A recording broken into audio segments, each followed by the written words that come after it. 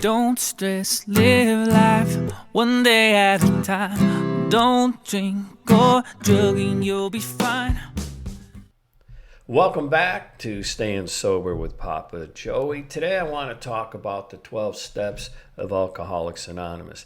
You know, somebody who's been sober 31 plus years, I think I know a little bit about, getting sober and staying sober. Definitely talk to many people about their sobriety, listen to many people share about their sobriety and also with their struggles on staying sober. I've shared in different podcasts that my oldest daughter 4 years ago passed away of a drug overdose. She battled with her addiction for 10 years. We talked often about it. She got some clean time, but she chose to, unfortunately, keep using. And I went through two of her overdoses. The third one, unfortunately, took her life. I've always said to her and to other people that I can't get anybody sober. You have to want to get sober, and then you have to stay sober. You have to make the right choices. And of course, I love my daughter dearly, and I hated seeing her go through what she was going through, but I couldn't help her. All I could do was just be honest with her. She was very proud of me in my sobriety, but for whatever her reasons were, she chose to continue using drugs until eventually it did take her life. And it's one of the reasons I started this podcast. But now, when I see what's out there, where people popping up left and right, thinking that they're going to get somebody who really is struggling to give them some money to help them out. To me, it's a little sickening. Now, I'm all for people who, want to coach people, because I guess that's the new thing. But you got to be careful who you listen to. Just like anything else in life. Even with me, if you don't like what I say, that's fine. My intention here is only to put out what I believe could really help somebody get sober and stay sober, because it worked for me and it's worked for a lot of people. And I'm not talking about AA, and I'm not really talking about the 12 steps, even though there's good in AA and, of course, the 12 steps. But ultimately, the person themselves have to have an understanding within themselves that you're done. That's why I always say the only way to get sober and stay sober is if you don't drink or use no matter what. And no matter what means no matter what, because that's the only thing that works. There's going to be situations in our lives that may trigger a drink, or if you're into drugs or both, whatever. But we have to understand why we shouldn't put alcohol or drugs in our system.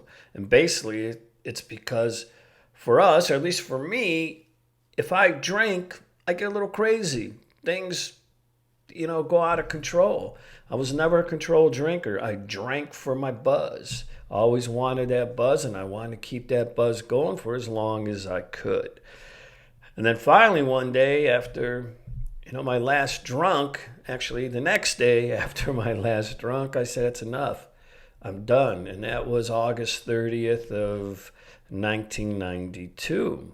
And fortunately for me, I walked into an AA room 2 days after my last drunk, but I knew I was done.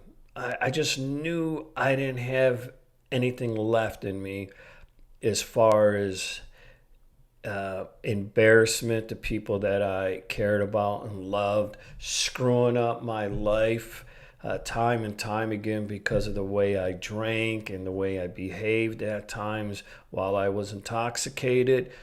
So I had to, just get real and get honest with myself that it was over.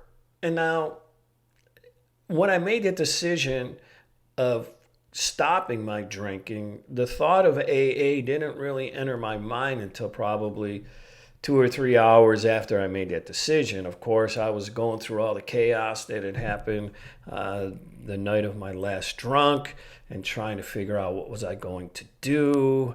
And then I realized that I knew somebody who went to AA and they'd been sober for 10 years. I'm like, what the hell? I'll give it a shot. And when I went there, and I've shared this in previous podcasts, I met some nice people. I've got nothing bad to say about AA. There were some things I liked and some things I didn't like.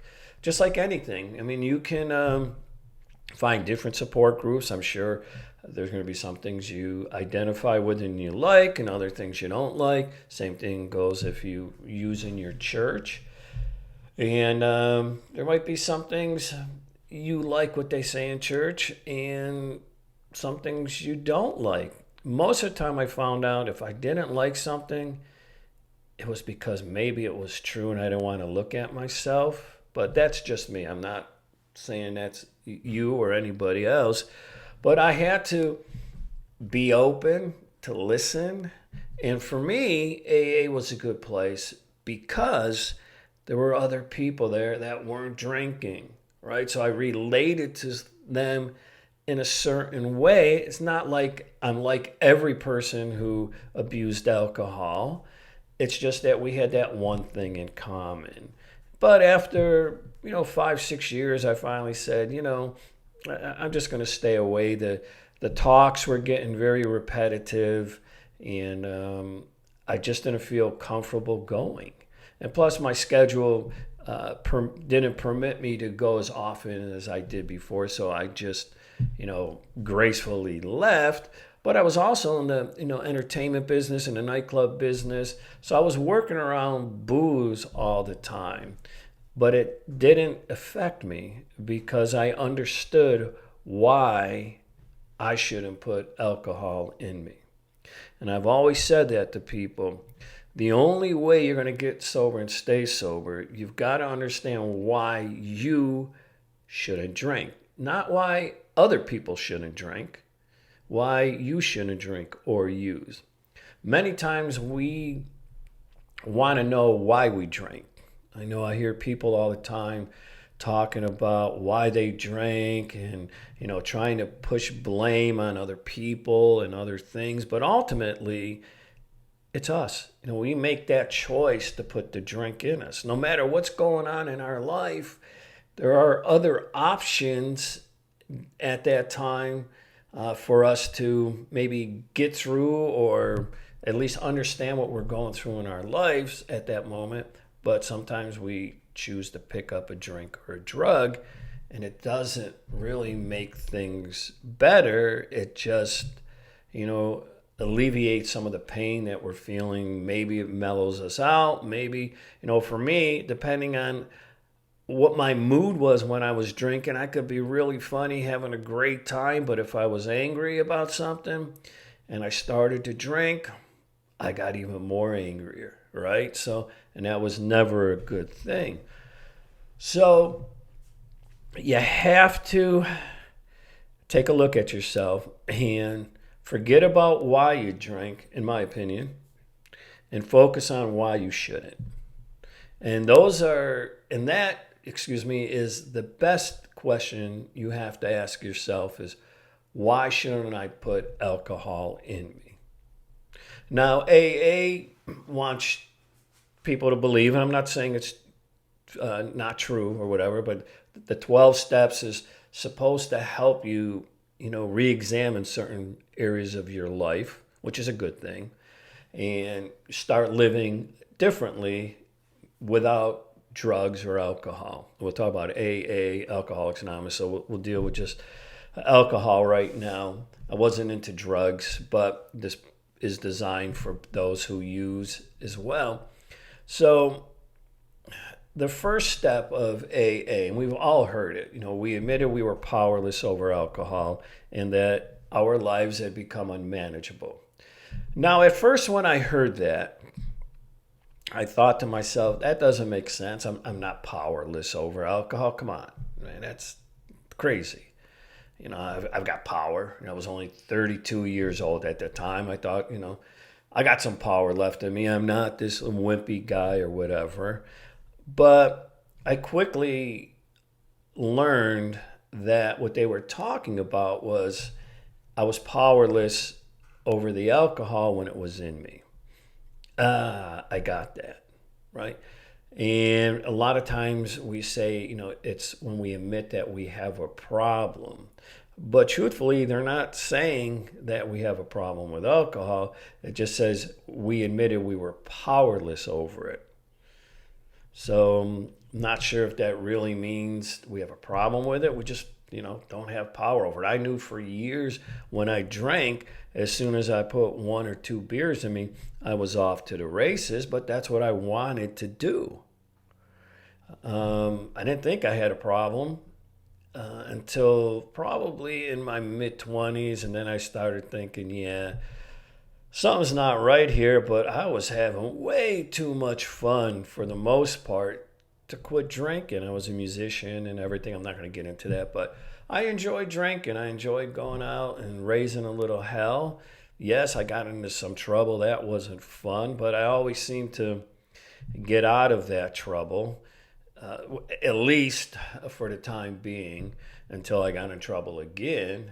But it wasn't until my last drunk where I really said, yeah, I definitely got a problem. I got to do something about it. And there was only one answer for me, only one solution. And that was, you don't put a drink in you. You can't drink. That's it. It's over.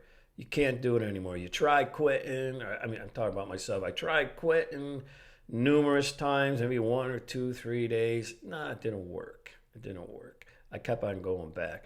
And the reason it didn't work, and I truly believe it, is that I really didn't want to quit.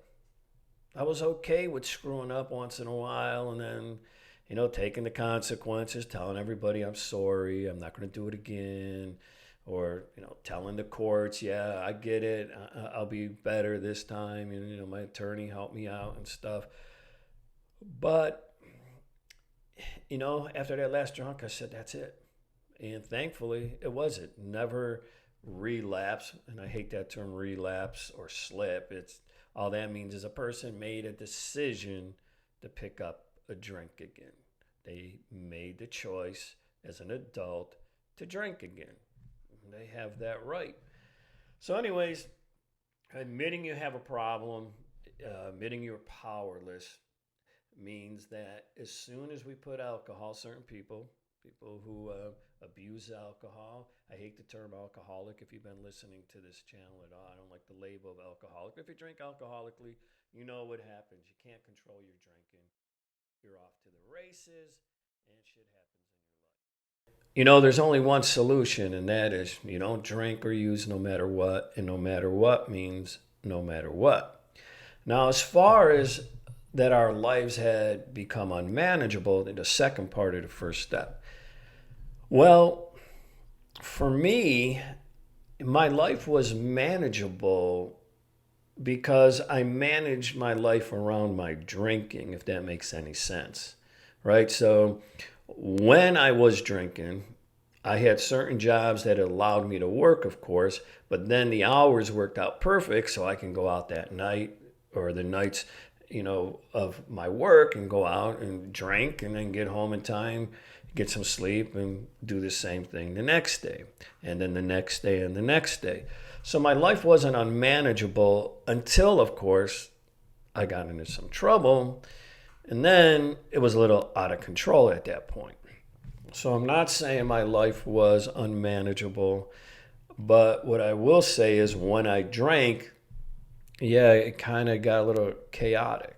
You may be different. Everybody's different. I can only say what I did and what helped me the most as far as my thoughts that I had to put here to eventually get them to here, because I believe I never told anybody that I quit drinking, or maybe early on I did, but I always used the word, I choose not to drink any longer. That kind of gave me power. I didn't like saying I quit. Yeah, I got a problem. And even if people say, "Did you go to AA?" when I told them that I didn't drink any longer, depending who asked me, sometimes I would say, "Yeah, I go to the rooms. I like the people there." Sometimes I just don't answer. It's none of their business. But for the most part, I had to understand that I just can't put alcohol in me and be okay with it. And when I was saying that I choose to no longer drink, then it became my choice. This was something good for me. And I always tell people, if you're struggling, or if you're thinking about getting sober and you're struggling, or if you are sober and you're thinking about maybe drinking again, things are, life's getting tough for you, remember that you have a choice, right? The choice is you pick up, you go back to the old way. And if you don't pick up, you've got a real good chance of figuring out what's going on in your life at the moment, and then figure a way to move past that feeling of wanting a drink or a drug. Now, a lot of people in AA will tell you that's what you work through the 12 steps for.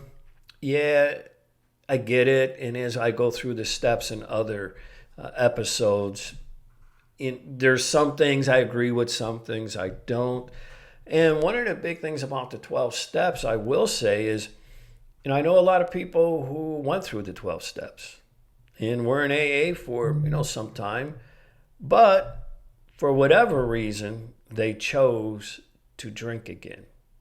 And this is why I hear a lot that AA doesn't work, or the 12 steps don't work.